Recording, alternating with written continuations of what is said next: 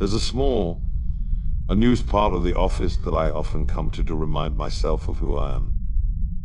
In theory, there is no need for break. The word itself has been highly pushed from the street. But they don't understand my need to come here. I'm destined for something greater.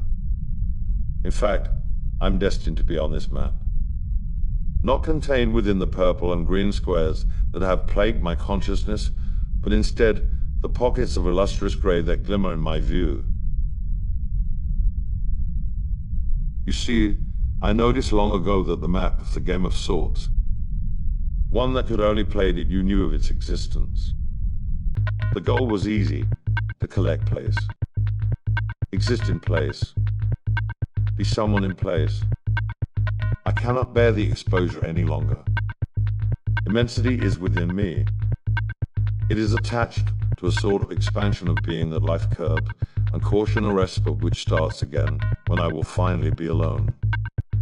As soon as I become motionless, I will be elsewhere dreaming in a place that is immense. I fear that I bore you with my infatuation. I lack relatability. So I will create a narrative just for you. The only comparison that comes to mind is that of a starving individual's need for a meal. The inability to think about anything else. The complete takeover of all their data.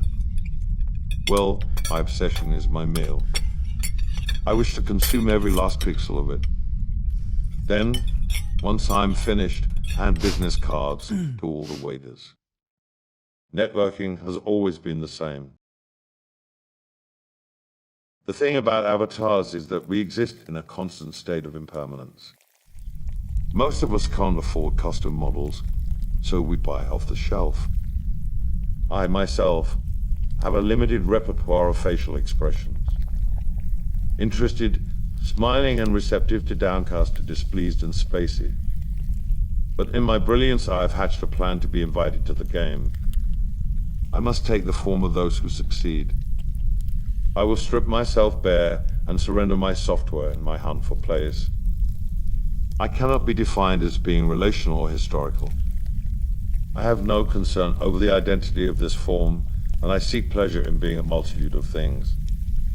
I want to feel the variations, skipping from one to another, closer to home.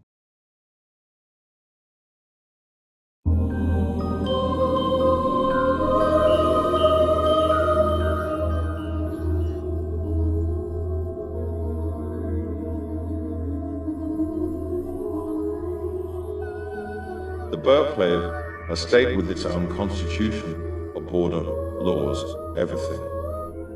I'm finally away from the endless mass of malls, cafes, hotspots and hangouts. My residence stands tall and proud, a reminder of my excellence. I have kept my previous selves as a reminder of my heroic journey to the top. Now I take on a form that I feel embodies the epitome of success. In my accumulation, I have gathered objects which I believe are meant to represent that of place. But a red glow continues to burden my triumph. I have come to detest the color.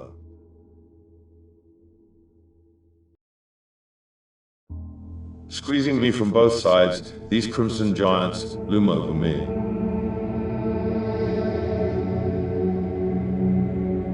I don't quite yet know what to do here, and so every day I stand in the best, and my most favorite spot, and watch over the gates.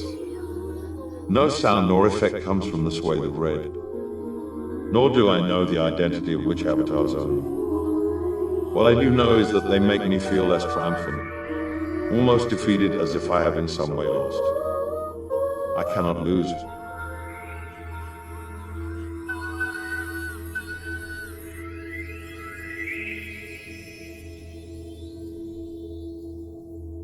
Soon I will own all these places.